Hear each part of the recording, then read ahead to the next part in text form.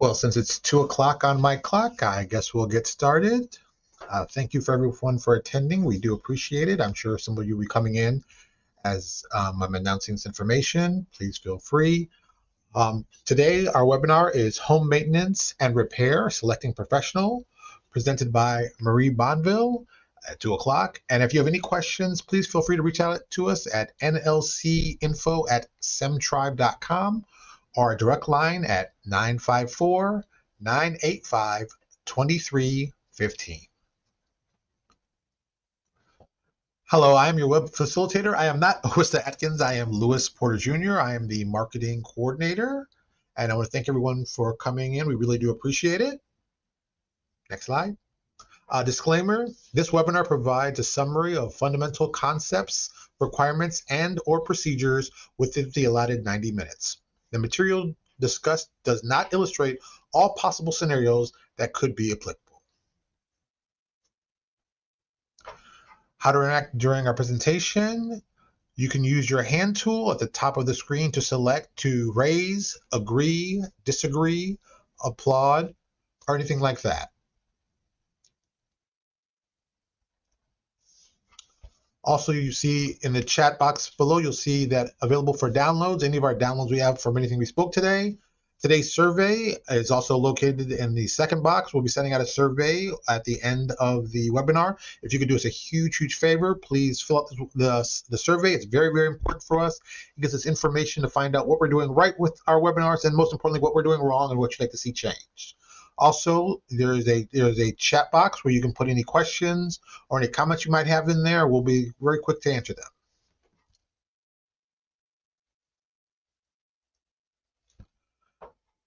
As I said, today we're doing your home selecting professional services with Marie Bonneville, and I'll turn it over to Marie, and she'll handle it for the rest. Thank you so much. Thank you, Louis. I appreciate the introduction, and I'm happy to have everyone here in the room. Go ahead and put your name and in the chat area along with your organization if you're associated with a tribe or a TDHE. Love to learn more a little bit about you. And it also helps for networking. I mean, in the end, there's someone doing what you're doing somewhere else, right? And if you can learn from each other, that's always a helpful thing, to not do it alone. So with that, we'll jump right into today's content. A little bit about me. I started with the Seminole Tribe of Florida back in 2007. So I've held several positions in education and also in training. So as the Director of Training and Technical Assistance for the Native Learning Center, I learned a lot about Native housing, specifically working with the tribally designated housing authorities to develop curriculum to increase home ownership, right? I think that is the goal. We do it day in and day out, and I'm thankful to have had that experience. As owner of Sunlight Armor Homes, it's a residential and commercial remodeling company.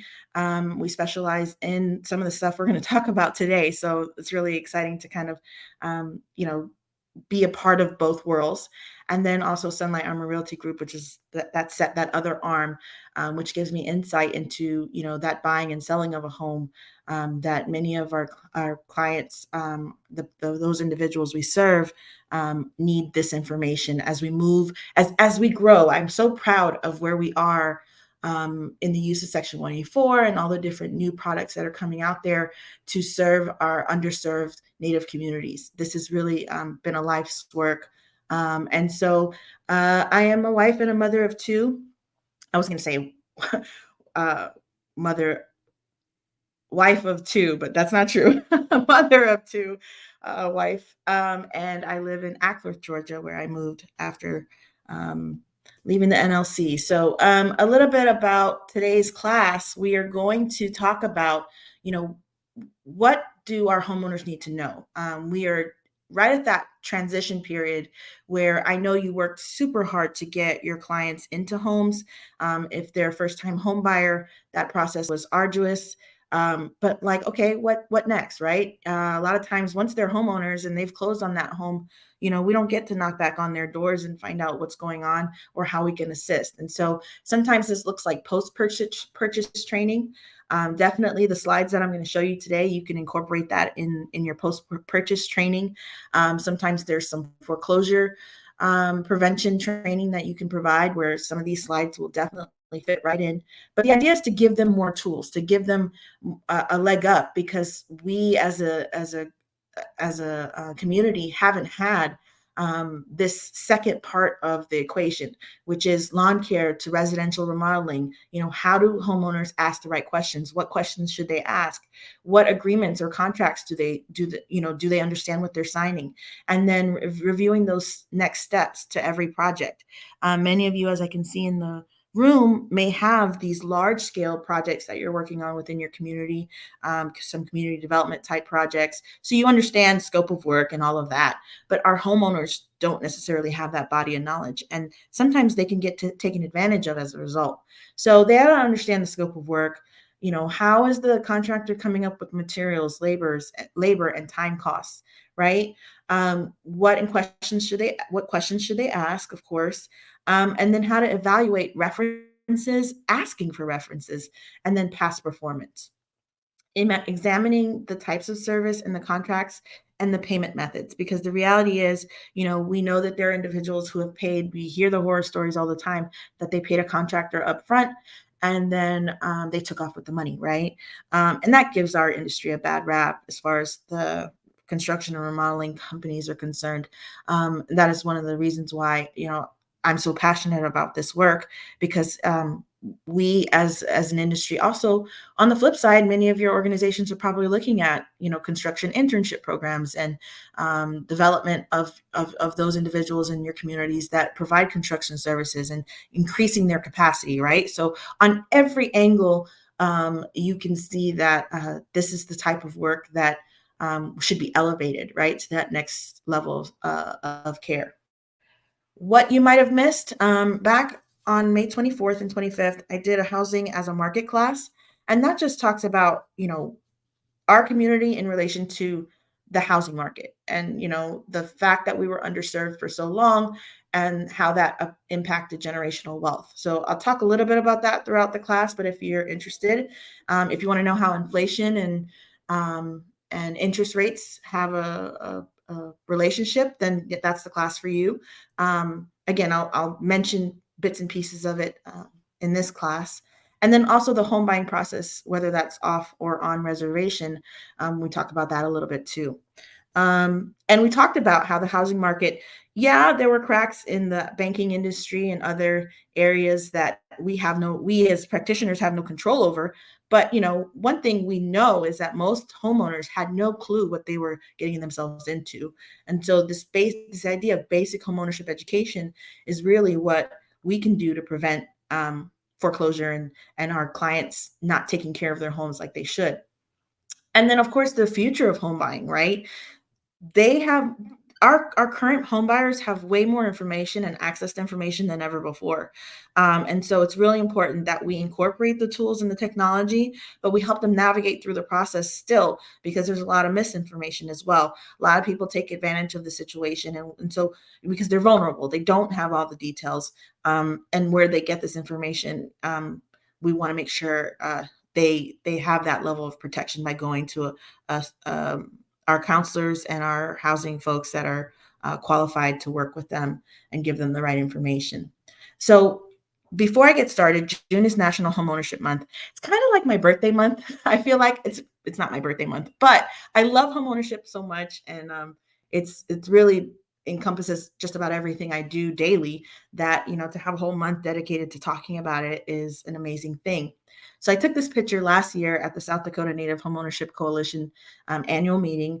That particular committee, there's a veterans committee that they have that's worked closely with their senators there in South Dakota to really push for reform.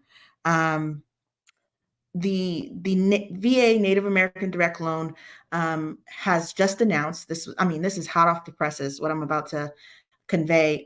They will reduce the current interest rates, which were market rates, right? So if you are a Native American veteran, you could use the Native American Direct Loan, which allows for 100% financing, right? No down payment. That's good, but it was at market rate. So depending on what your credit score and your income look like, you would be at market rate, and that has changed. It for the next 2 years, it'll be 2.5%.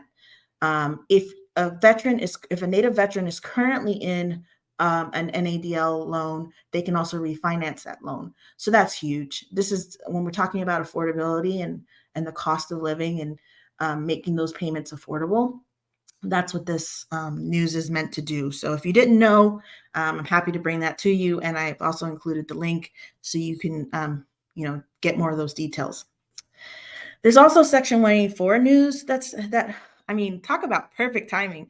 June 8th, the Biden-Harris administration and HUD put out a statement that they published new guidelines in regards to a few of the fees associated with Section 184. So as of July 1st, 2023, so it hasn't happened just yet, any loans that are closed will see their private mortgage insurance fee be reduced from 0.25% to 0%. And where that doesn't seem like a lot to some, it can be the difference between making a payment affordable or not. So I'm very thankful to hear that news as well. And then the funding fee or the guarantee fee is usually 1.5%, will be reduced to 1%. This is all in an effort to make homes more affordable for our Native communities.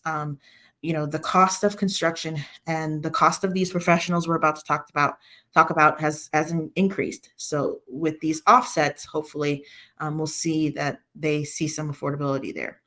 And then lastly, as of June 7th at this year's annual conference, it was last week, Freddie Mac announced that they have a new program for Native American communities. It's a new loan product.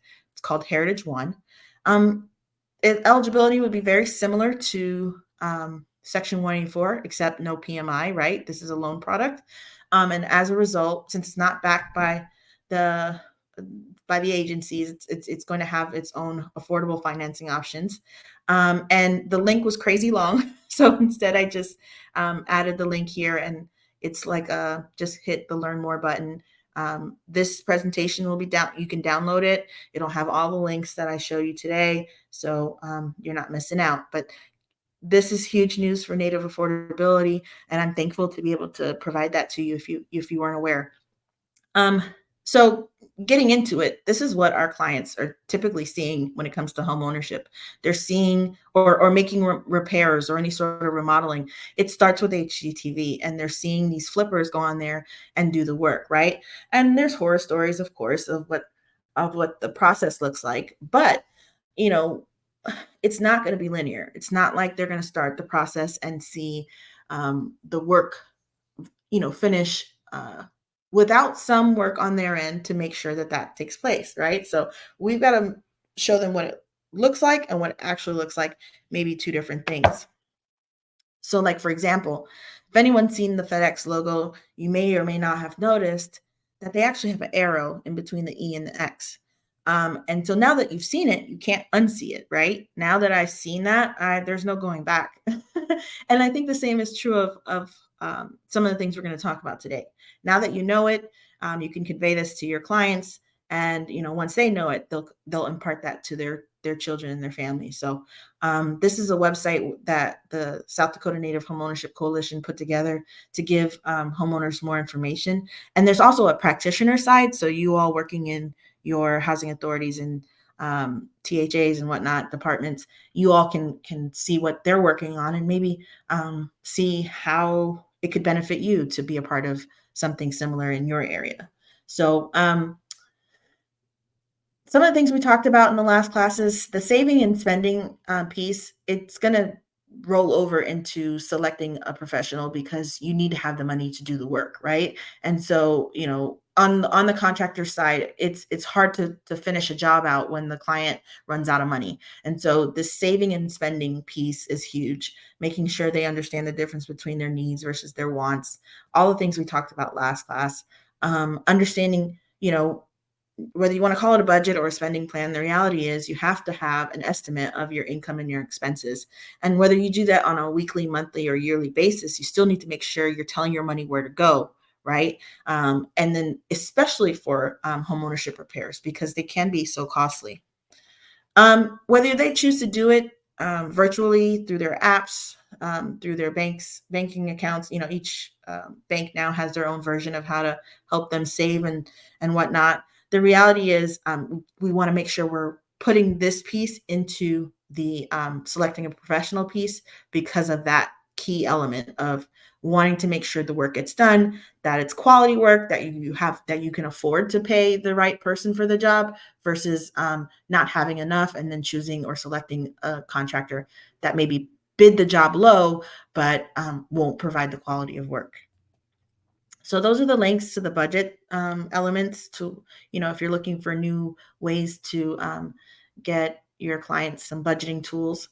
So if you have any questions about that, I didn't mention it, but I'm a big fan of the chat area. So you can put your questions in the chat area. I know that Lewis is helping me out and kind of monitoring it. So if I miss it, Lewis will let me know and then I can answer. So at any point, so I built in some question and answer segments, but none of that matters. If you have a question, put it in the chat area and I'll address it.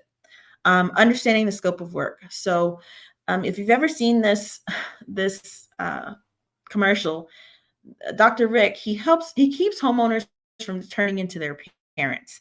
And it's really funny. And it's kind of like, there's one guy who like opens the door and he says, am I air conditioning the whole neighborhood? That kind of thing, because parents typically have to pay attention to savings, costs, making sure that they, bring down costs, even if it's annoying to the kids in the house. So, in this particular case, you and I both know that a lot of our community, this as a first-time home buyer, there's a lot of information that's not translated by the parents, or parents or family and friends. So we don't want it to be TikTok, right? We want it to be the housing authority. We want it to be, us as housing professionals providing them with that support, right? So Juliet has a question. Regarding the 2023 tax credit. So yeah, there are some major tax credit benefits regarding that particular piece of legislation. There's so many different rebates and things like that. I can definitely provide more information. I do have a webinar that I did probably a month ago on utilities that I can provide as well. So yeah, that's a huge saving to folks, in addition to the repair piece, and also how to select those professionals who are not only qualified to do the work, but maybe have more experience with energy efficiency, right? Because they're not always the same guy. Some contractors are stuck in their ways and are doing it the way they were taught years ago. And now with technology, there are groups of individuals that are learning how to really bring that energy efficiency piece into the equation. So going back to planning for repairs, we're going to start with the inspection report. And I do know that not every homeowner within the Native community will select an inspection report. They may have an inspector on staff with the tribe that might be doing their inspection report. However, if they can have some sort of takeaway, that's what we're looking for. The traditional homeownership inspection report has the physical condition of the home, right? So they're not looking at cosmetics. They're not going to tell you that it needs new paint or that your carpet has stains. That's not what they're looking for.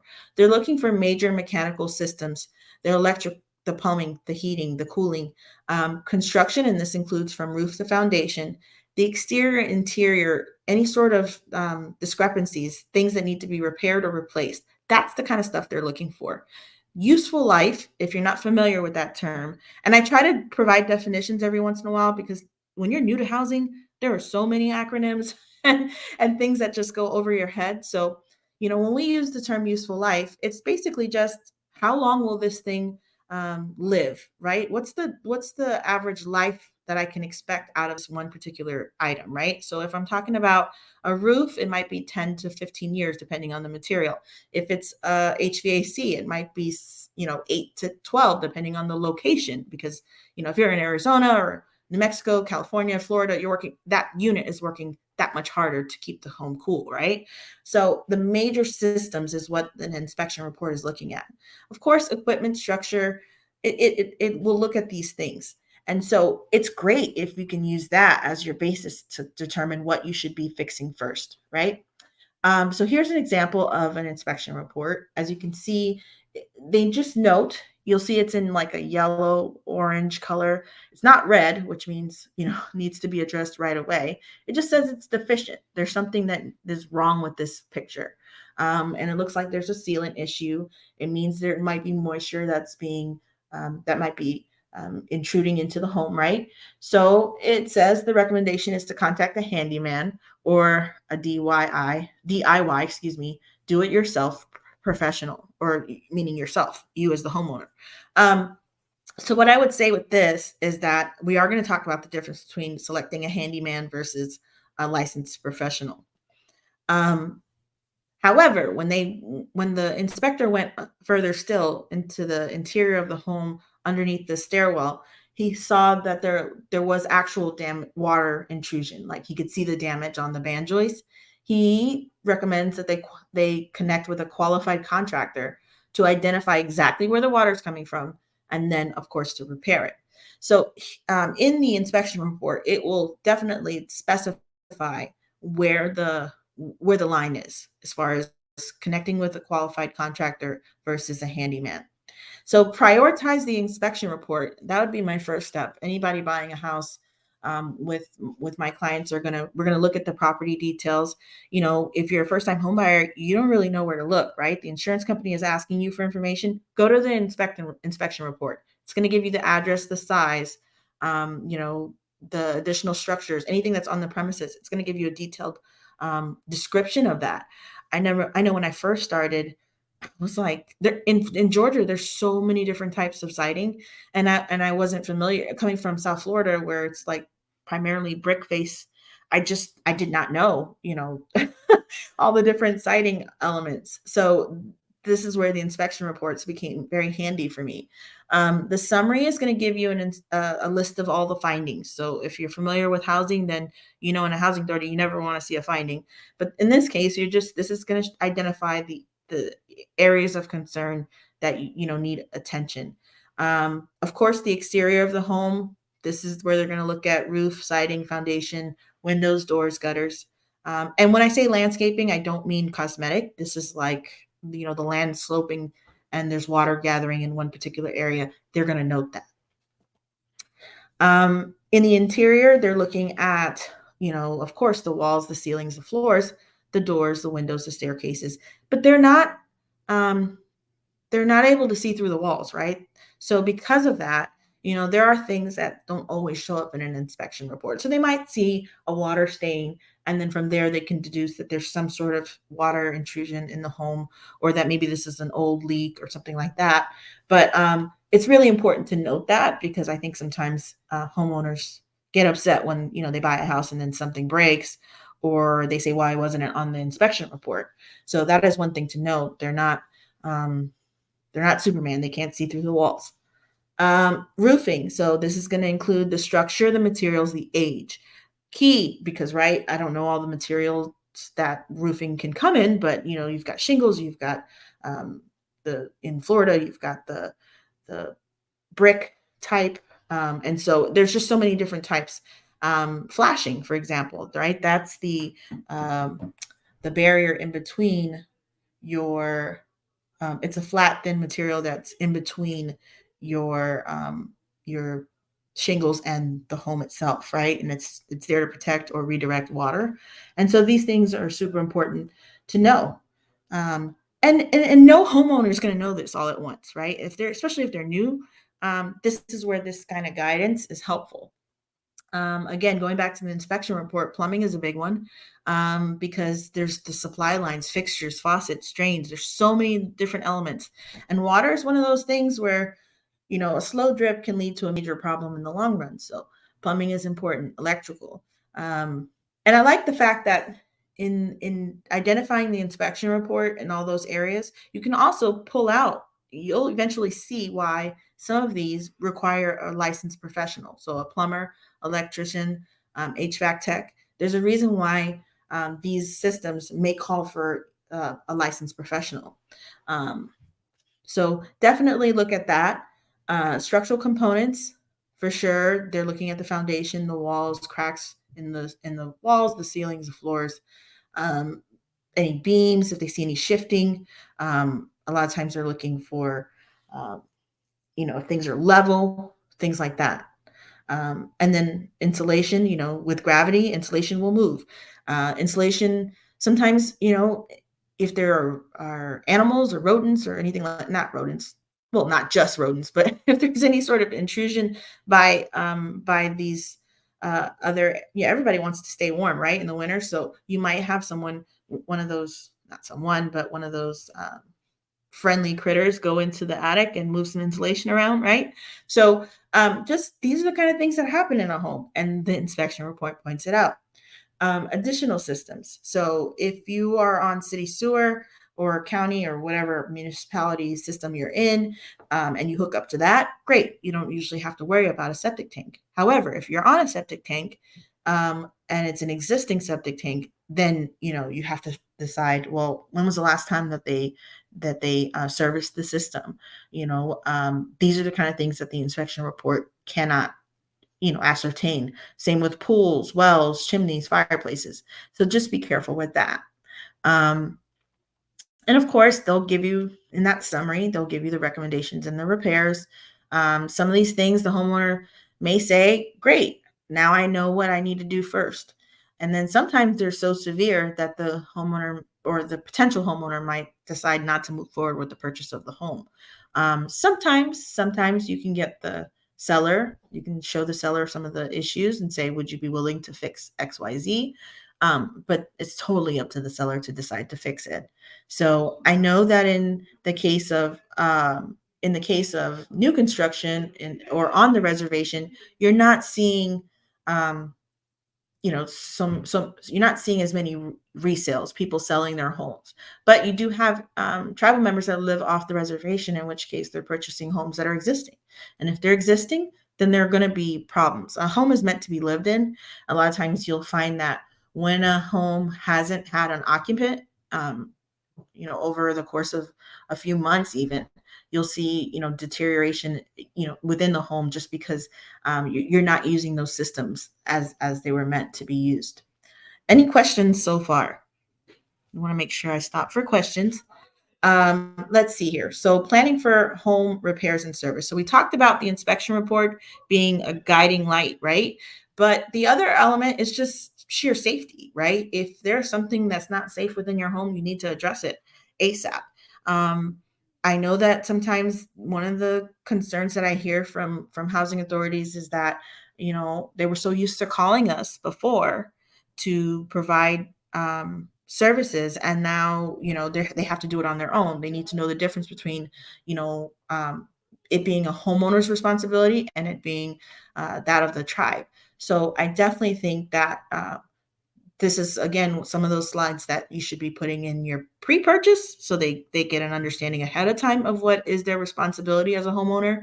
But then also, if you're able to provide post-purchase, definitely I think that would help as well.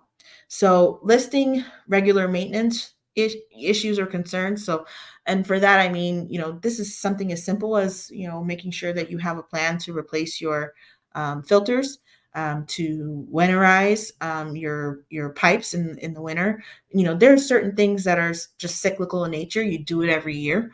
When it comes to a home, just about, I know, I can tell come March, I'm fed up of the pollen and I've got to pressure wash the house. I like to call it giving my house a bath. It sounds silly, but I just like when I see all the suds all over the windows. And I mean, it's small but mighty, right? This is going to keep my home looking and feeling clean for the rest of the year. It helps the windows out, and you don't end up with all that crud, in and around your window.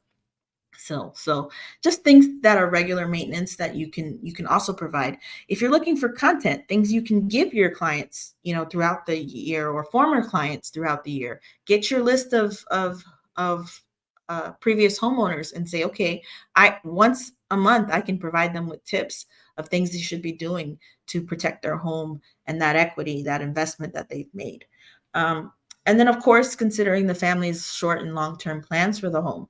We're living in a world where, in our community, we know to take care of our elders and young children. However, in all over the country now, you're seeing folks with multi-generational housing because it's so expensive, right? So people are saying, let me outfit my home for to be ADA accessible. And that just means having, grab rails and having maybe wider entry into the bathroom and things like that. So in case there were to need to use a wheelchair, that process would already be there, right? That they wouldn't have to actually um, go and get that remodeled. They already have that in their new build.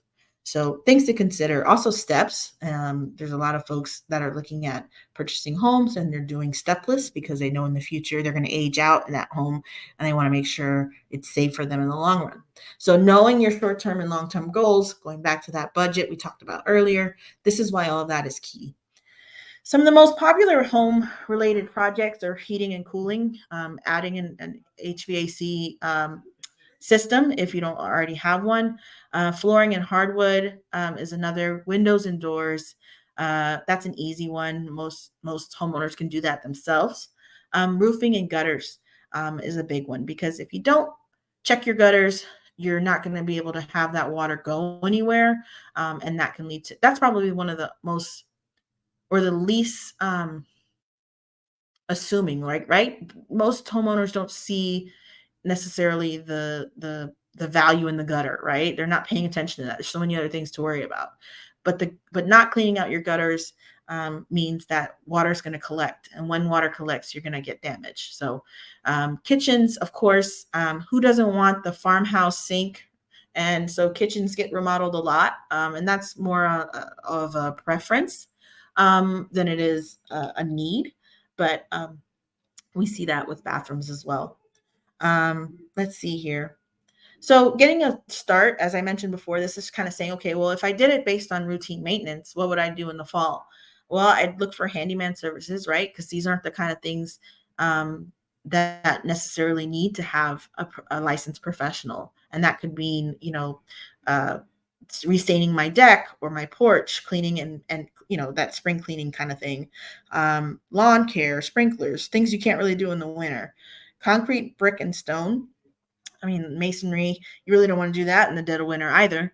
And then plumbing, these are the kind of things that if it's, you don't want your pipes freezing over, but also too, from a cost perspective, how much more expensive is it to get someone out in winter than it is in spring? So small home repairs. With this, I would say, we all have things we think we can take care of. We watch a lot of TikTok and Pinterest and YouTube, and but it's worth it to at least start that way because if you don't make small home repairs, they usually turn into big bills if left unchecked. So each location will have its regulations in terms of permitting, licensure, and it's determined by your tribe, your state, your local municipalities, and so that's what makes this part of the talk a little hard to do because there's so many different versions. Some tribes haven't adopted building codes and standards and things like that they want to enforce on their communities, and there's others that have decided to just adopt whatever is the current standard within their community. Excuse me, within their counties. So it just depends. Um, but how do you choose the difference between a handyman and a licensed professional? Well, we start with complexity. A general contractor is going to have and understand the skills necessary to manage the electrical, the plumbing, the HVAC, and all of that, but they will hire those individual licensed professionals to work underneath them. So it's typically safer to hire a licensed professional when the job itself, the scope of work is complex. Permits and inspections, again, going back to whether you need one or not, the licensed professional will know that. They have an understanding of different counties, different locations, and what those requirements will be. And what it does is it avoids delay, right? There's nothing worse than having an inspector walk up on a job and shut you down because you don't have the proper permits. Risk and liability, of course. You as the homeowner, you're taking a risk by having someone knock out a wall. You would want to know that that wasn't load bearing, right? You see that a lot on HGTV. They're quick to knock out a wall or tell you that you can, but in reality, not every wall can be knocked down, right? So it's important our homeowners understand that. Again, going back to slides that can be used in your pre-purchase and your post-purchase trainings. These are the kind of things I think are helpful. Warranties and guarantees. Licensed professionals will guarantee or warranty their work, meaning if something were to not work, let's say they installed something for you, there's a warranty there, right? They guarantee that their work will last.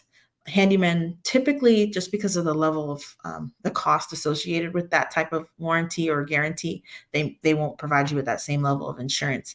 This isn't to deter you from a handyman project. It's just the balance with knowing the difference, right? So for example, for smaller tasks, simple repairs, general maintenance, a handyman might just be the most cost effective. So there's nothing wrong with that. My husband was definitely a handyman before he was ever a licensed professional. Not that he ever did any work in my house, but separate gripe. In the case of learning, a lot of these folks are tradesmen, right? They learn from doing. And so as a handyman, you can do these things. And then once you graduate to that licensed professional, there's a level of accountability. So that's pretty much how you know the difference. So here you'll see that this is a checklist. It's just, and it's not, as the disclaimer said, it's not one size fits all. And every municipality is different. But I will say that in most cases, if you need a plumber, you don't need a plumber to fix a faucet, right? Or put in a light fan or something like that. Change out switches. But if you're wanting to switch out your circuit breaker panel, yeah, you're going to need a licensed electrician.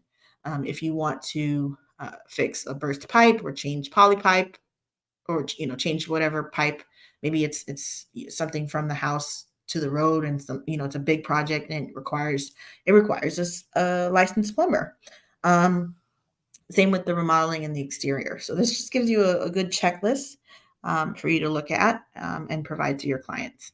So let's talk a little bit about the honeydew list. So if you're going to use a handyman or woman, here's how you want to do this. Try to get a good list going of the small things that need repair, right? So I've got a light fixture, went to Home Depot. There's a few things I bought and I want them all installed, right? I want and the word is escaping me, but when you walk into a room and the lights just turn on, that light switch, I want to get something like that because my kids don't turn off the light, right? So maybe I've got that project. I've got a fan I want to put in. If you can come up with a list and give that to your handyman, you probably get a discount. Maybe you want a toilet replaced, something simple, faucet replaced, things like that. If you give them a list of things that you want done all at once, they'll give you a break on the price because now they're having to drive back and forth, right? They have a defined set list of things to do. And so that can drive down the cost of working with a handyman.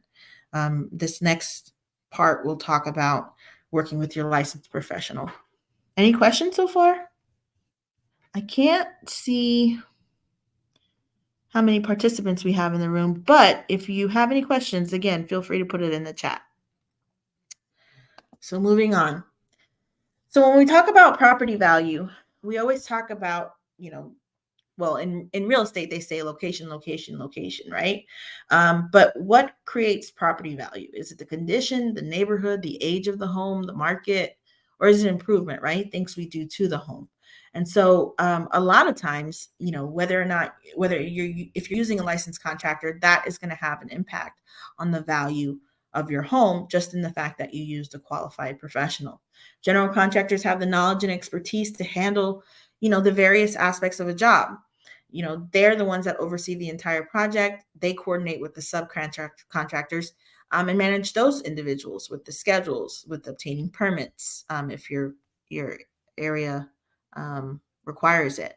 They oversee the entire project from the budget perspective as well, in terms of drawing those monies by the client. So essentially, when you're working with the clients, you want to let them know that typically you're giving a percentage. You're never giving the full amount by any stretch. But if you're doing a kitchen remodel and that's $10,000, for sure the general contractor will take a deposit. Maybe after 30% of the work is done, he'll take another draw, things like that. So, and you would want to manage that ahead of time. And as far as the process, and agree with the contractor on what those draws will look like. But general contractors are responsible for this project to make sure that it's efficient, safe, and to your satisfaction as the client. And it's that level of accountability I talked about earlier. They want to make sure that they're abiding by the scope of work at all. They don't want a change order. They don't. It will cost you more money in the long run when there are changes to be made. So this is why the scope of work is so important. Going back to building codes, I'm going to include, you'll see it in the files area, this building codes toolkit for building owners and occupants. And essentially it just tells you, the level of certification a general contractor should have. So the International Building Code is one element, and it usually applies to new buildings internationally, but it's being applied here in the US. So the ICC has a kind of like a family of codes. And so the first one is the IBC. The second one is the residential code, and that's, your single family home, townhouses, etc. And the last one is existing building code, right? So any alteration, repairs, additions, changes, a lot of people are doing or outfitting their home, as I said before, to accommodate family. And so this is how that works. The codes are updated every 3 years. So we're currently working on the 2021 standards. And FEMA and ICC have a partnership to make sure that they support these elements. And then the standards are updated every updated every 5 years, just in case if things don't change within that first 3-year mark. The other thing I wanted to talk about is where do these codes come from? Like, who creates them? Part of it is the insurance industry to start. So they promote it just because it creates that minimum standard, and minimizes risk, right? They want to make sure things, they don't have any accidents or claims. So the insurance industry has a lot to do with these codes, and the implementation of these codes throughout the country. The other thing is social organizations. Here we are building wealth. Well, if you don't maintain your home, then it's not structurally sound. And then so that might have an impact on not just health, but and the health of your family, but it will also have an impact on the value of that home, right? We've all maybe driven through a neighborhood that the homes were dilapidated, and so those home prices aren't anywhere near what it would be if you were in communities that had standard codes. Of course, local government, they want regulations to make sure that things stay healthy and standard and safe. Um, these are taxpayers, and you do have to pay. There is a cost to pulling a permit, which also drives their income as a local government. So there is advocacy on that front to have codes from the local government standard. And then lastly, disasters. Nothing could be more true of anyone living in South Florida. Without the hurricane standards we have today, you'd see much more devastation than you see now. Back in I don't know if it was 92 or 94. But when Hurricane Andrew came through and decimated those homes, building standards had to change. And so oftentimes disaster prompts the changes in the codes that we have today. So that just gives you an idea of how important codes are. I know a lot of times we're looking to cut costs as homeowners. We're like, geez, this guy was so much more than this other guy. But the reason why is because one guy is gonna know what those codes and those standards are and adhere to them, and the other one isn't. So going back to the questions that you need to ask yourself as a homeowner. So that just talks a little bit about the adoption of codes. As of January 2020, 35% of communities nationwide have adopted building code, and have a system in place for building regulations. So that's not a big number. Yeah, I know that when I moved from Florida to Georgia, we were shocked, frankly, at the difference in the building code requirements. But that again, sometimes it takes a natural disaster to do that. So not that we want that to happen, but I definitely know that it was one of those things that we had to look at. We also, as a licensed professional, need to make sure we're insured and bonded. Insurance is basically, an unexpected event happens, right? I go to start your new bathroom extension on your bathroom. Maybe you're expanding your home, and I hit a pipe, right? So my insurance is going to cover that for you as the homeowner. Bonded, that's a little different. That just makes sure that I have enough money to handle any sort of asset that I'm working with. And so, when a general contractor says they're licensed, insured, licensed with their state, with their municipality, then they're insured, so they'll protect themselves against an unexpected event, and then they're bonded. They've got the money to back it up. That's someone I think I want to. I'd be more likely to feel like they were safe. Um, let's see here. There's a question in the chat. Let me get to it. Oh, sure. Yeah, I'll send you the updated slideshow with that building code slide. That was a late addition. So, oh, also, too, it's in the PDF, which I'll show you where that's located as well. Um, so a lot of people say, well, how do I know what things cost? And my apologies, it's a little blurry, but a here is a bathroom that someone is looking to put in, right? And so they've got the shower, just the shower itself, the tile work, the plumbing. That's somewhere around 1,300 to 3,200, depending on the materials chosen, right? If you look at the bathtub, that's 1,300 to 3,200, right? In the case of a shower, you've got a pan that you've got to pour and all of that. In the case of a bathtub, maybe they're fancy and they want a clawed bathtub, right? Um, Flooring, that also has its average anywhere between, and that's going to be based on square footage. But then also the toilet itself, 200 to 500. Bath fan, I mean, there's fans with Bluetooth in them and you name it, amenities in your bathroom, right? Countertops are expensive, and oftentimes they don't come with the cabinets. So that's a little high for cabinets. I think they're just saying in general, but I think for a bathroom of that size, from what I'm seeing, I mean, it's anywhere between, 250 and maybe 800. Again, if I was looking at this particular bathroom in that size cabinet, but cabinets are can be costly as well. And then the sink, also sometimes not included.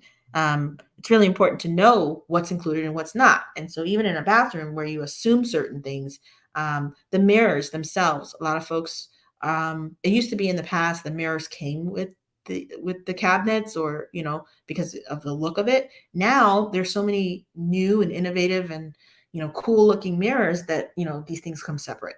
And then the lighting itself for the bathroom.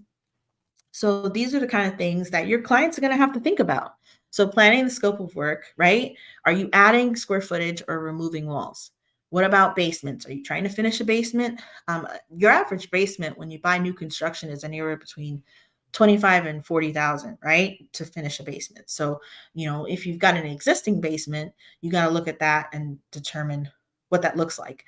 I will say, if also to it's really tough for people to work in spaces where it's filled to the brim. So you might have to look at storage costs, or some other way to get that stuff out of the way.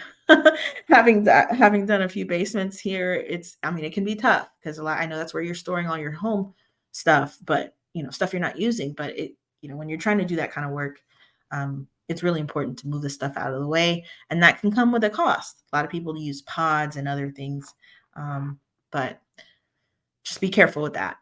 Plumbing, electrical, and structural changes to the home, that's going to come at a cost. And so when you're thinking about, putting in that new basement and looking at where the plumbing is currently exists, you might want a bathroom on one side of the basement, but all your plumbing runs on the other side, right?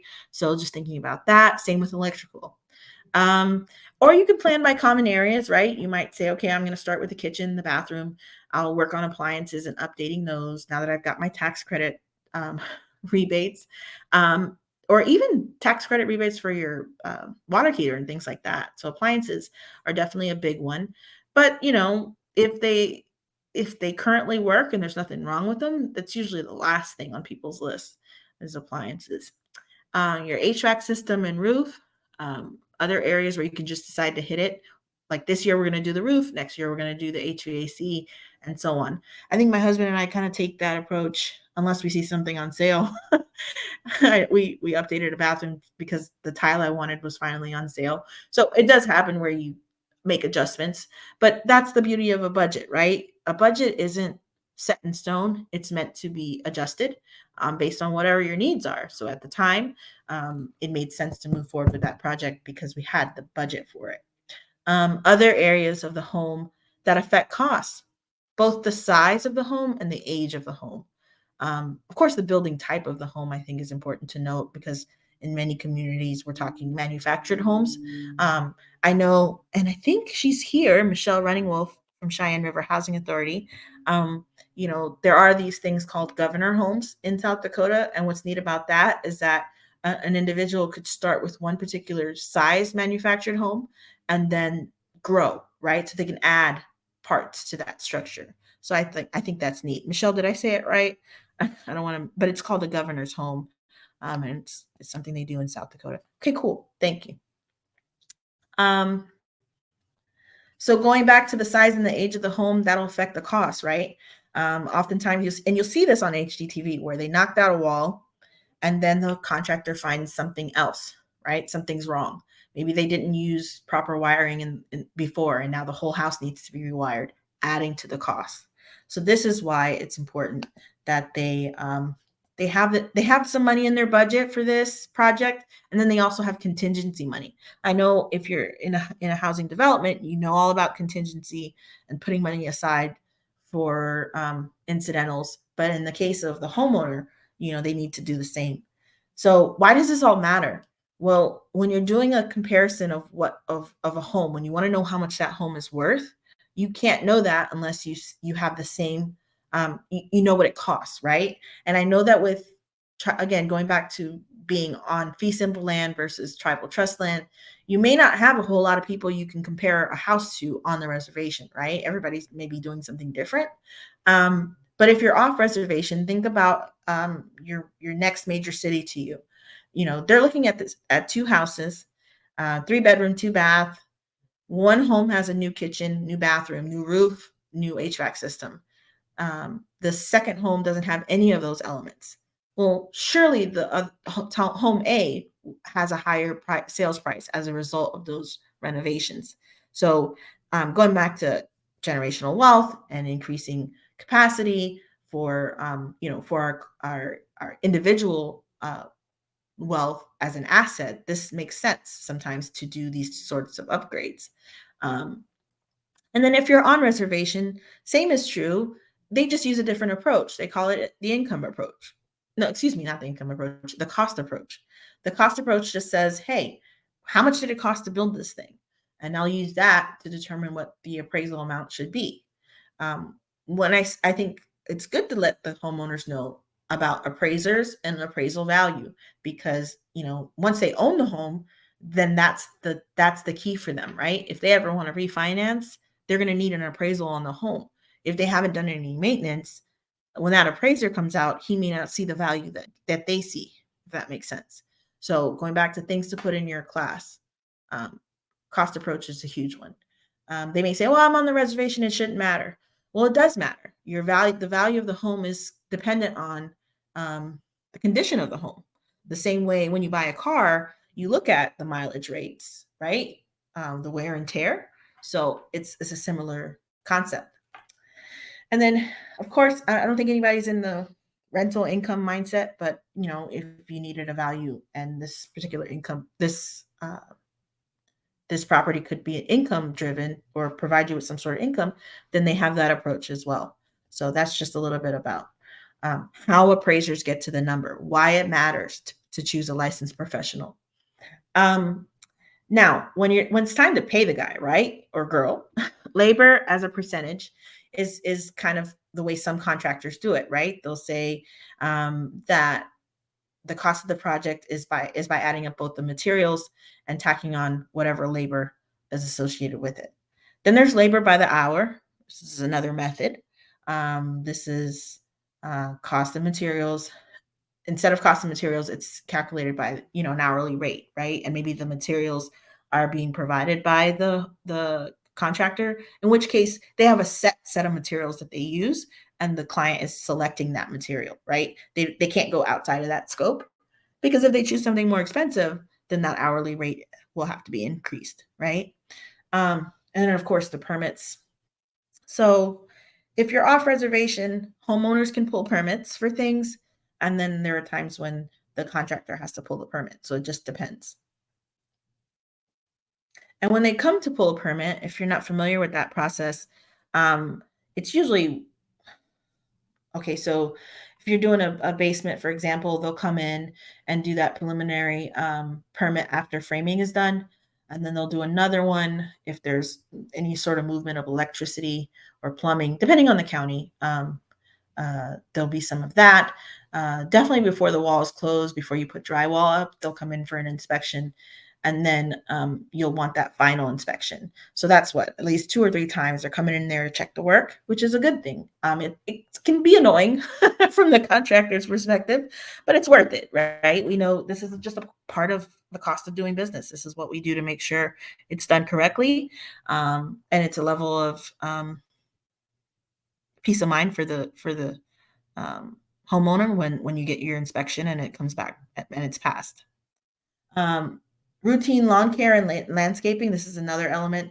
This can decrease the value of your home by 5 to 10%. So if the appraiser comes out and this is the first thing they see, an overgrown yard and exterior looking all raggedy, that's going to affect the value. The scope of work, again, as I mentioned, should have exactly what is and is not provided. If they're not already overwhelmed by that, then start with the big picture. Okay, you want this particular change to your home, but you got to know and start to get specific with what you want, what type of materials you're wanting to select, and how much you're willing to pay. Also meeting with the potential contractors, right? So these are questions that you need to ask. Are you licensed? How long have you been licensed? Are you insured? What kinds of insurance do you have? Can you provide proof of insurance? Because you might say one thing but not have it, right? I as a construction company, and any job we start with, we provide that off bat. Here's our insurance, our licensing in the state of Georgia, in the county of Paulding, or whatever county you're in. We just give this ahead of time. Like, we don't even think twice about it. So it just goes to show you that, if they can't provide proof of insurance, that insurance or any sort of licensure, that's a red flag for sure. Do they have a list of references you can contact? I say that because, I know today we Google it, right? We just see if they have 5 stars and go with that. Now I will say there are some crazies. Fives, rating people like to go on Google and just say all kinds of crazy things sometimes. So, look for the average. If it's one person complaining about this particular company, okay, fine, fight it. 2, 3, 5 people, stay away, right? So just use your discretion there when it comes to reviews. But references is helpful because then you can ask more questions, right? So if someone's referring someone to you, say, okay, did how long did it take your job to get complete? What did they say they were going to do? And then how long did it actually take, right? When will they be able to start a job? This one's a big one for me because, people always want to start right away. And the reality is the schedule just won't allow for it. I've got to line things up, line people up. So, they may not be able to start when you want them to. So this is a good chance to plan ahead of time, right? Call up the local contractor and say, look, I want to do this remodel. I want to plan for it. How long will it take for me to get on your schedule? Maybe this is a way for you to start building in that savings and putting that money away for your goal. Will they provide you with detailed contract information? So just making sure that they update you as the project gets complete. So how long has their business been how long has their company been in business, right? What is their permanent business address? You never know. Somebody walks, you want to have multiple ways to get to connect with them. I think this is one of the areas that folks it's just we've changed. My husband grew up in the handshake world where that's all you needed, right?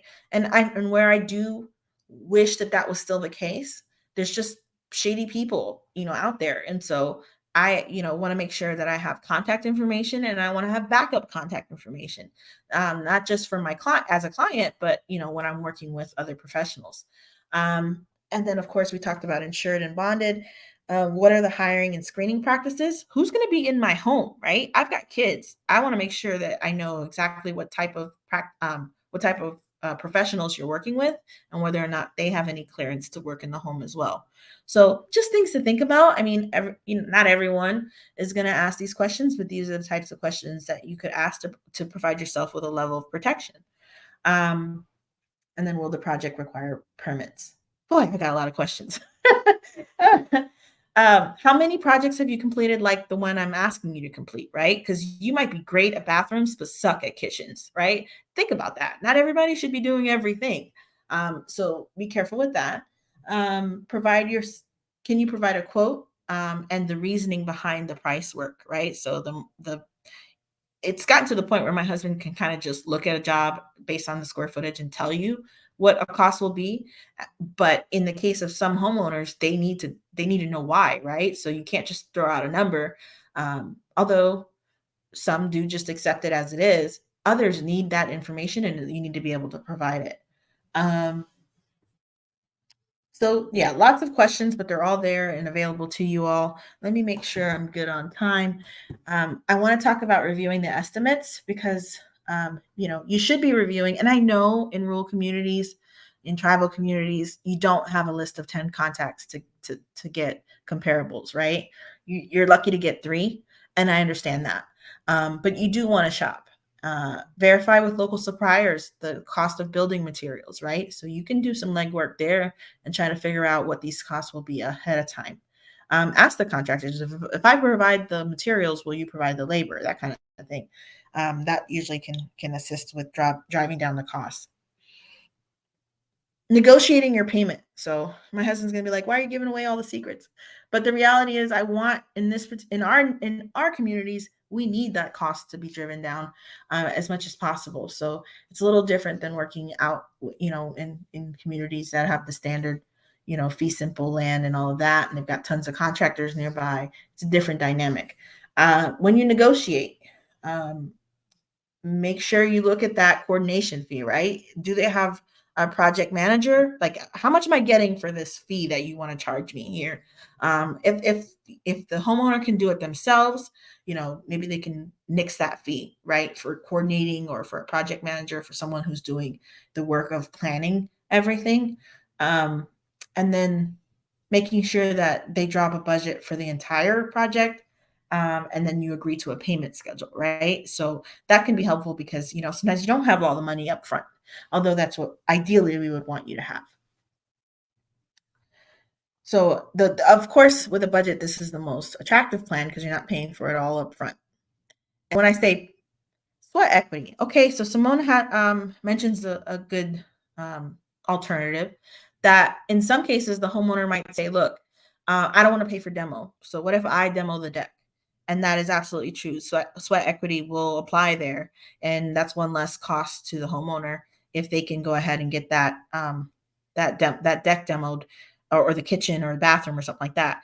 The drawback to not having a professional do that in the kitchen is they might hit something, or do more harm than good. But in most cases, I will say, going back to our communities, there are way more skilled individuals on our communities than off when it comes to doing this type of work. A lot of my Native veterans, they want to do the work themselves. They don't really want to hire contractors to do the building of their home, right? So I do see where you're headed with sweat equity. I think that's a good way to control costs whenever possible, but you just got to make sure the person's qualified to do that work, to be on the safe side.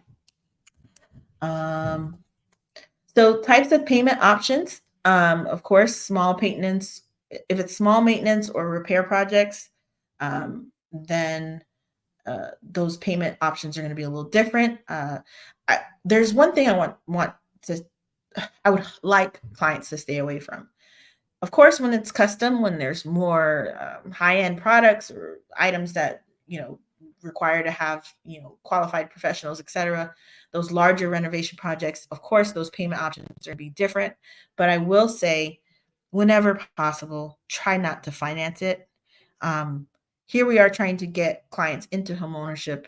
We don't want people trying to finance their roof. That will produce a second lien on the home because that person, that roofer, that credit company, I should say, is going to have to put it's now another payment that that homeowner has to make, and it's that potential for a lien that we want to avoid, right? So I it used to be 20, 30 years ago, a homeowner purchased a home, but they never financed things like roof repair, HVAC. I mean, I've seen all kinds of repairs that now people are financing.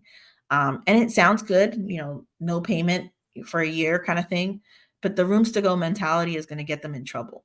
And going back to '08 and us trying to avoid those kind of practices, I just think in the long run, it's not going to be good for our clients. So um, if it's a safety situation and they have no choice, I understand it, but know that there are a lot of solicitation efforts out there from folks saying, we can put in a new roof, we can put in a new bathroom, we can just finance everything.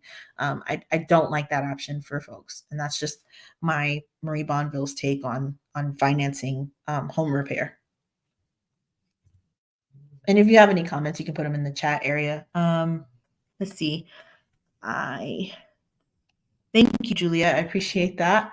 We're not done yet. I've got a few more slides to go. Contract details. So you want to make sure it has the contact information, that it has the project start date and end date, that it has the payment schedule or whatever financing plan you have or agreed to. The description of the schedule itself, meaning when materials will be delivered. Again, some materials can't be left, in the exterior of the home. So this is why, again, planning with your professional makes sense. A guarantee that the contractor will file the necessary permits, like who's doing the permitting, all of that needs to happen ahead of time. What that change order provision, what will it look like if something changes, right? Names of the companies your contractor will be subcontracting from. So, excuse me, your contractor will be subcontracting from. So, this is helpful because of warranties. Sometimes it's not the general contractor that gives you warranties, but it's also the subs. So, or you really like the person and you want to make sure you have their contact information for a future project. Name of suppliers if needed. Um, a broom clause. A broom clause is when you can sweep everything under this one protection that basically says, if something were to go wrong, this is what would happen. And a termination clause. What if you don't like each other, right? What if the guy comes out and you're like, you know what, this isn't something I want to move forward with? I'm sure there's some sort of fee. The termination clause would decide what that looks like. But sometimes even as an agent, as a realtor, I might decide I don't want to work with this client anymore. And so I have to be able to have an out. And so the termination clause does that.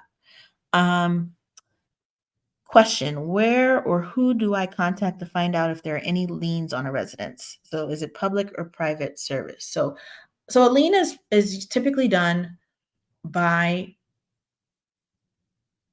in the case of home ownership, when you're in the middle of doing a project and let's say the client stops paying, right? And so now as a contractor, I haven't been paid and I decide to put a lien on the home. I would go to the county and I would put that lien as a county record. Of course, it's got to get approved by the county, but once it's approved by the county, it would be considered a lien on the home. So it is a public record and it would be with the county or a municipality. Now, with credit, it's a little different. So like when I go to sell a home, they do what's called a title search. And within the title search, the title company will find out whether or not there's a lien on the home or if there's any sort of judgments on the home. Again, it's mostly public, but I do know that, there are some private creditors and things like that may not be reporting this information. So it just kind of depends. But if it's contract work related, if it's like home ownership repair related, it would typically just be a public lien. That's a really great question. Thank you.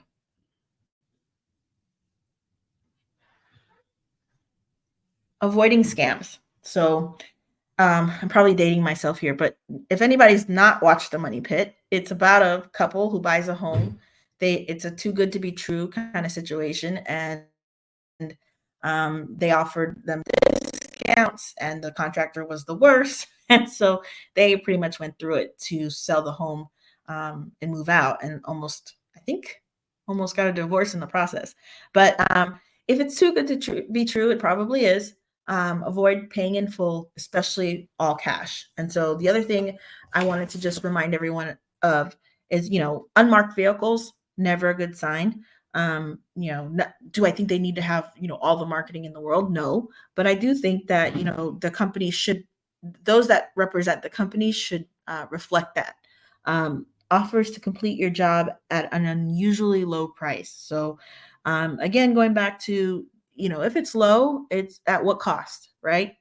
Requires full or substantial payment before the work begins, refuses to provide a written estimate or contract. These are all red flags. Shows up to unsolicited, like they didn't tell you that they were coming. I mean, and these things happen. Maybe they got a notification that some sort of material was going to get delivered, and so they rushed over to the house. My guys always know to send a message that 30 minutes before they arrive anywhere. Hey, I'm 30 minutes out from your home. There's a materials drop or something along those lines. Like, they'll never not tell you that they're coming. So those are red flags. Use high pressure sales taxes, and that just means, cold calling. Oh, you'll never get this fixed without me, that kind of thing. So just be careful and avoid scams.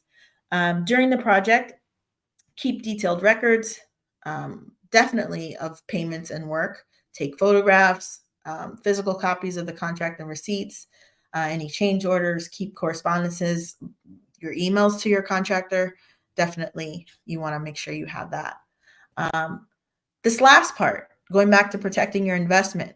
When you're a lot of our clients, again, this is the first time they're owning a home. They're the first time they're having homeowners insurance. They don't know about filing a claim, how to find, what does that process look like when you're going through the insurance process, right? Because the insurance process does include a contractor. So we'll talk about that a little bit as well. So, of course, basic homeowners insurance is the dwelling of the home, right? Just that primary structure. Other structures might be included if it's a garage that's included or something like that. But if it's exterior or extra, storage sheds, detached garages, barns, outbuildings, ceremonial spaces, these types of things wouldn't be usually in your dwelling. You'd have to get additional insurance for it. Personal property, of course, it gives you a percentage, and it doesn't recover the total cost, but it's percentage. People say, well, why insurance? Why do I need insurance? Let's go back to generational wealth. The wealthy stay wealthy because they didn't have to start all over again. And that's an easy way to put it. So the reality is, if you don't have insurance and something happens to your home, you have to start all over again. What would that cost you? Look through the contents of your home today, even if you're renting today, and ask yourself, what would it cost to start over? So that, I hope, prompts everybody, if they're in a rental situation, to get renter's insurance. But also, it protects from liability. If someone slips and falls on your property, then they could potentially want some sort of medical payments from you because it was on your property. So insurance protects you from a lot of different things. Flood insurance is not currently something you can get as a part of your homeowner's insurance. You have to go to a separate place for that. So that information is in this content as well, because this is about protecting your investment. The one thing I want to mention is making sure you have a checklist of what's in your home for a couple of reasons. So you're going to build this checklist of receipts, take pictures. Here's a home inventory kind of checklist type thing where it notes all the things in your house, and okay, fine. There's two reasons to do this. One, you know where all your documents are, right? Your purchase documents, your home improvement plan that you're making because I told you to, your home maintenance documents, insurance, and any building, right? If you've got new construction or a manufactured home that you just had moved, then yeah, you need all that stuff in one place. But the other element is you're about to have strangers in your home working on it. Wouldn't you like to know where everything is at, just in case something goes missing? So think about it from that perspective. I'm not, my goal is to select the person that I can trust, but I'm also realistic in the fact that you never know. Um, so when you file a claim, let's say there is a natural disaster, something happens and you need your home repaired. There was hail the other day here, even though it's summer, it's crazy. But what if something had happened to my roof? What would I have done? Well, first I got to talk to my insurance, let them know what happened. A lot of times they have, especially if it was declared not a natural disaster, but it was understood that there was some sort of weather incident at that time. They usually have these dates and times written down as an insurance company, so they know that something has just occurred. And then what you'll do is provide them with the information. When did the roof start leaking, date, time, things like that. You'll provide any photos, videos, police reports if needed, whatever it takes. Just make sure you get the stuff to them in a timely manner, because eventually they need to review this to see how much of your policy will cover it and at what cost. I know some folks will have a deductible. So depending on the amount of damage, it might not be worth it to file a claim, but you as the homeowner have that right. And then you follow their instructions, right? They're going to tell you how to fill out the claims form or what documents you need to e-sign, etc. And then that's when the contractor comes into play. They'll have to make sure that they give you a list of qualified professionals, right? That either work in your area, or you can always provide them with your own person, right? Let's say you've already been working with someone in the past. If you have someone in mind, they love that. That person typically has to have the insurance and the required bonding and all of that sort of documentation. But if they can provide it, then yeah, for sure. That's usually the quickest way. I will say that, when you're working off a list, if it's an incident that's happened in your community, well, then everybody's working off the same list. So if you yourself work with a particular company and know that company and they have all the same requirements that the insurance needs, then they might be able to start that work quicker. Another thing to just let your clients know about this process is that it does take some time. Those folks out in California are still waiting when it comes to the mudslides and whatnot. When an area is hit hard, it can be hard to find contractors. And so especially when they're getting paid through the insurance process, typically the insurance company isn't going to pay all at once. They are definitely going to provide you with, a down payment or maybe half of the job. And then of course they want to hold back funds until the work is complete. So, depending on how large your contractor is, the company itself, they may not be able to hold that cost, right? And insurance companies take time. So just know that part of the equation too. So definitely don't get scammed, right? This is an infographic that you can pull, and it has information on, those top 3 things that we see when you pay all up front, excuse me, and then that person doesn't show. So that's number 1. Number 2, when that down payment exceeds that one third of the total cost, and then of course making sure that the contractor is licensed and insured. Check the Consumer Bureau, Protection Bureau. The other thing I was going to mention, we have had it happen where tribes are like, I don't use that company anymore for XYZ reason, but the tribe 20 miles down from them is using the same person, right? So there is a level of communication that needs to take place, I think, amongst communities, just to kind of protect yourself from those individuals that we don't want working in our communities anymore for whatever reason, right? So I think that that's important that we build that sort of trust. Of course, going back to the types of things that we want to address when it affects children, elders, any sort of emergency preparedness, making sure we're ready for these things, typically is where home repair, home remodeling, the things that will benefit you in the long run, this will help. So definitely, getting on a home maintenance schedule. This is like kind of in summary things that we should be doing. We've got elders in our community. Make sure we install a grab bar, right? Install a slip. There are a lot of falls that happen, within door thresholds. So these are the kind of things you can prepare because we know already that we want to protect our elders. Home maintenance schedules, another big one. You can do it by the season of the year, manufactured suggested plan. So if you ever look in the back, if you're boring like me and you look in the back of the manufacturer plan, it'll tell you what the useful life is. And that'll give you an idea of when you need to do your maintenance on the system, and then also to when it needs to be replaced, or like when they think it will need to be replaced. With routine maintenance, I've seen furnaces that have been 20 years old and they work just fine, right? So are they the most energy efficient? I don't know, but in terms of functionality, maybe I can't afford to fix the furnace right now, but I can plan for that, knowing that it's past its useful life.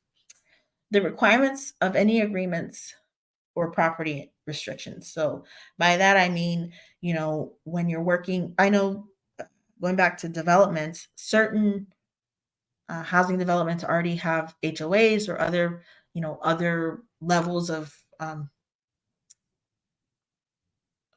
what's what I'm looking for, level of accountability when it comes to things that can and cannot be on the property. So, going back to creating some sort of schedule for those things, maybe you have to update or clean your yard up, every month, because that's what the HOA requires.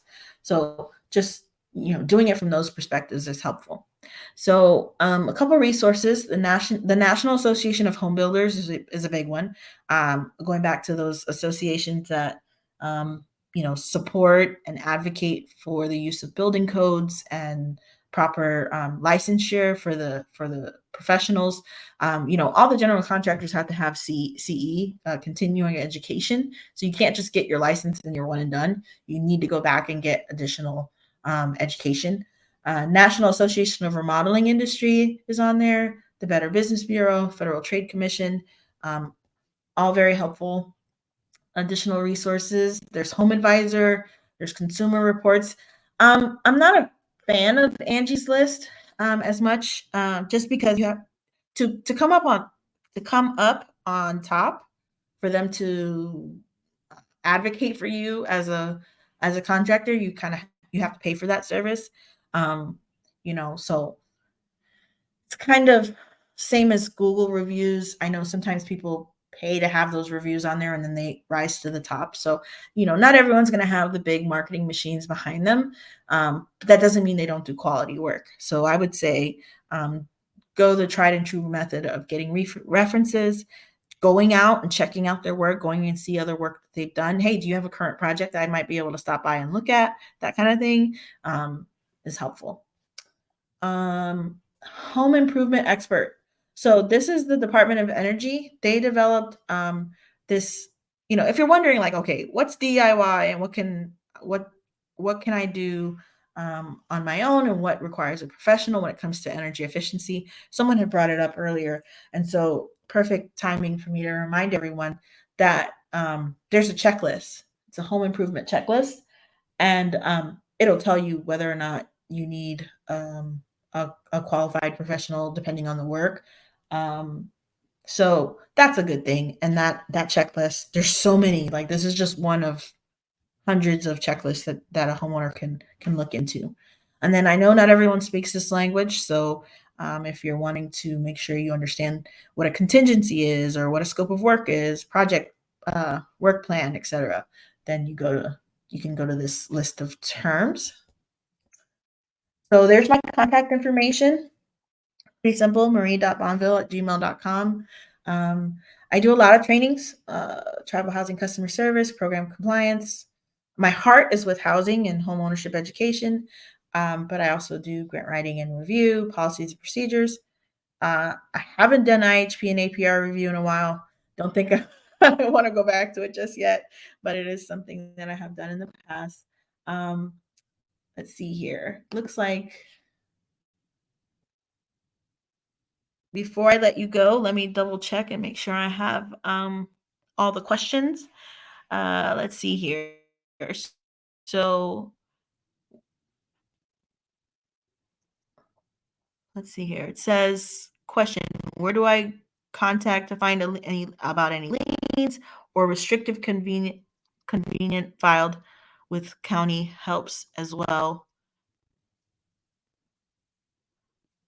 Oh, this is the covenants, right? To make sure that so if there's any sort of community upkeep, yeah, then for sure. I know that, for example, going back to Cheyenne River, they have a new community development and there's covenants. There's actually, so you're buying the home and then you're also signing an agreement that you will do the following things, right? That you will maintain your lawn, that you will put trash in a certain space or place, that you will pick up mail in a certain place or space, that there can't be any bags maybe outside the trash cans, etc. So there could be additional rules that everyone has to follow, but that keeps the community. Certainly, it helps with the community upkeep, but the value is what we're really protecting here with the homeowners association. So it looks like my friends at the NLC have pushed the survey. So please, I'm always looking to improve. If you've enjoyed the presentation, great. But also, too, if there's something you'd like to see in a future training, feel free to put it in this survey. Let's see. Do I have anything else? I do have something else. So that's today's survey. My next webinar is Thursday, so not too far away. And that's Selling Your Home 101. We'll focus primarily on fee simple because that's where you typically see individuals purchasing homes off reservation and then reselling or having to sell that home. Someone mentioned that they're an empty nester. So if they're looking to downsize and sell their home, that type of thing, it happens. However, I do see that, here we are talking about building wealth. Eventually, our current homeowners later in life might want to know when's a good time to refinance, when's a good time to sell my home, or maybe they need to sell their home. They're moving, they got a new job, so this is a whole nother skill set that, I'm proud of this fact. I started back in 2013 and the idea of talking about selling your home on a reservation or off reservation wasn't even a thought. We were just trying to get folks into home ownership. And here in home ownership month, I get to talk about selling your home, like that next step, right? So big kudos to all my housing folks in the room who do this day in and day out. We are getting somewhere, and we have a lot of work left to do. So, of course, the NLC has recorded webinars. This webinar has been recorded. It'll be available in like 24 hours, maybe less. I'm not too sure on that front, but I do know it's recorded. And what's cool about this system is that all the links are live. All the PDFs that I showed you will be available. So it's not like you're just getting the picture itself. You're going to get all of the tools that went with it. Let's see. They've got some events. They've got their podcast that they provide as well. And of course, we want you all to have a wonderful day. Thank you for joining us. Thank you, Marie, for this incredible work you did at this. This has been quite amazing. And it's nice to know that even though you left us, you haven't forgotten all the stuff and how to do your webinar. We at the NLC really do appreciate that. Thank you. I appreciate the kind words. Well, thank you for everyone who turned up. We really are very thankful. And like I said, come back on Thursday and to get some more great education. And if any more questions, please put them in the chat. And like I said, we'll be here for a few minutes just to see if there's any other questions. If not, you're all free to go. And thank you so much. Have a great day. Thank you, Louis. All right.